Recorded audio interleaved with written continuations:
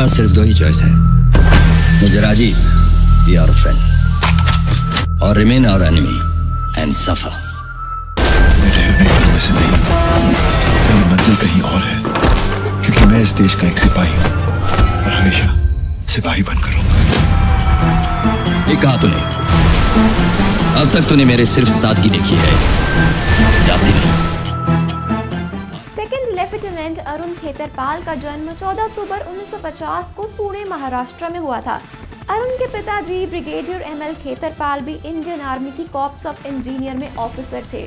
यहाँ तक की बात करें उनके दादाजी की, तो वो भी ब्रिटिश इंडियन आर्मी में अपनी सर्विसेज दे चुके थे। अरुण खेतरपाल इंडियन आर्मी के बहादुरी के किस्से सुनकर बड़े हुए थे, इसलिए बात करें उन्होंने बचपन में ही ठान लिया था कि वो बड़े होकर ना इंडियन आर्मी ही ज्वाइन करेंगे। इसी के चलते इंडियन आर्मी और अपने देश को सर्व करने का जोश और जुनून उनके खून में ही था। अपने सपने को पूरा करने के लिए साल 1967 में अरुण खेतरपाल ने एनडीए को ज्वाइन कर लिया था। एक दिन जब अरुण खेतरपाल एनडीए की मेस में गए थे तो उन्हें वहाँ पर लेफ्टिनेंट कर्नल आरदेशी तारापुर की फोटो दिखी। तब इन्होंने उनकी फोटो को देखकर सैल्यूट किया और कहा कि एक दिन मुझे भी ना परमवीर चक्र मिलेगा। तारापुर 1965 इंडिया पाकिस्तान वॉर के हीरो थे और वो अरुण खेतरपाल के इंस्पिरेशन भी थे।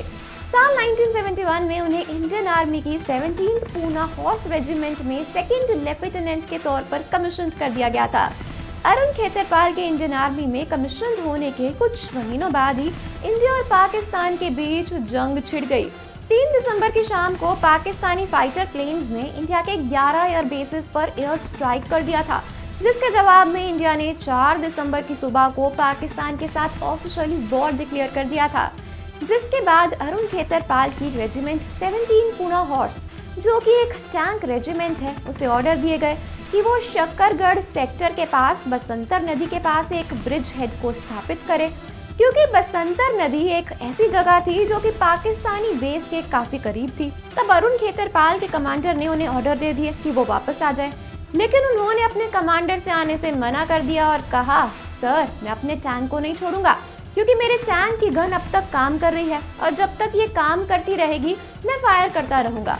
और इतना कहने के बाद उन्होंने अपने ट्रांसमीटर को वहीं पर स्विच ऑफ कर दिया और फिर इसके बाद वीर गति को प्राप्त होने से पहले ना उन्होंने दुश्मन के 2 और पैटर्न टैंक्स को डिस्ट्रॉय कर दिया था। और जब पाकिस्तानी आर्मी ने देखा कि उनके 10 टैंक्स डिस्ट्रॉय हो गए हैं तो उन्होंने आगे बढ़ना छोड़ दिया और वो पीछे हटने लगे।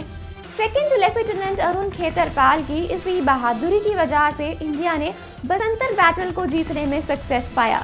और जब तक पाकिस्तानी अपना अगला कदम उठाती उससे पहले ही इंडियन आर्मी पाकिस्तानी टेरिटरीज पर कब्जा कर चुकी थी, जिसकी वजह से उनके पास सरेंडर करने के अलावा और कोई ऑप्शन नहीं बचा था। इस वॉर में पाकिस्तानी आर्मी के टोटल 46 टैंक्स डिस्ट्रॉय हुए थे, जिसमें से 7 टैंक्स को अकेले सेकंड लेफ्टिनेंट अरुण खेतरपाल ने डिस्ट्रॉय किया था। और फिर इस वॉर के खत्म होने के बाद अरुण खेतरपाल को इंडिया के highest war time gallantry award Param Vir Chakra से सम्मानित किया गया था। तो दोस्तों ये थी सेकंड लेफ्टिनेंट अरुण खेतरपाल के साहस की कहानी। आजकल बॉलीवुड में रियल कहानियों पर फिल्म्स बनने का ट्रेंड चल रहा है, तो हो सकता है आने वाली फिल्म सोल्जर 2 में भी हमें कुछ ऐसे ही यानी सेकंड लेफ्टिनेंट अरुण खेतरपाल की कहानी देखने को मिले। तो दोस्तों आपका क्या कहना है इस वीडियो के बारे में, हमें कमेंट्स में ज़रूर बताएं। और हाँ, एक और ज़रूरी बात, अगर आप भी सिनेमा की दुनिया से जुड़ना चाहते हैं और यहाँ काम करना चाहते हैं तो नीचे दिए गए डिस्क्रिप्शन बॉक्स में लिंक पर क्लिक करें और इस अपॉर्चुनिटी का भरपूर फ़ायदा उठाएं। तो दोस्तों इसी के साथ मैं आपकी होस्ट और दोस्त दीप नयन आप सभी से लेती हूँ इजाज़त। तब तक हंसते रहिए, मुस्कुराते रहिए और देखते रहिए बॉलीग्राड स्टूडियोज।